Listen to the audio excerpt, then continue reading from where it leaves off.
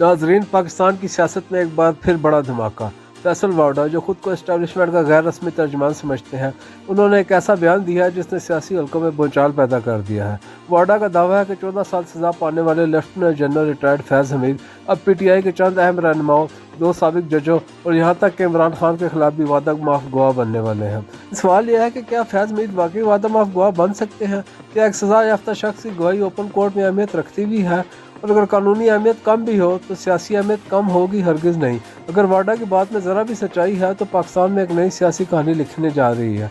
ताकतवर शख्सियात, बड़े नाम, साबिक जजेस और एक साबिक वज़ीर-ए-आज़म, सबका मुस्तकबिल एक नए मोड़ पर खड़ा दिखाई दे रहा है। लेकिन एक बात याद रखें, फैसल वाडा के बयानात अक्सर मुतनाज़ा होते हैं। वो खुद क्या जानते हैं? क्या ये अंदर की खबर है या महज सियासी तासुर और दबाव का खेल? अभी कुछ भी यकीनी नहीं, मगर अगर वाकई ऐसा हुआ तो पाकिस्तान की सियासत में एक नई आग भड़क सकती है और आने वाले दिन बहुत भारी साबित हो सकते हैं। अब सब की नज़रें सिर्फ एक बात पर लगी हैं कि फैज़ हमीद खामोश रहेंगे या वाकई वादा माफ गवाह बनकर सियासी मंजरनामा बदल डालेंगे।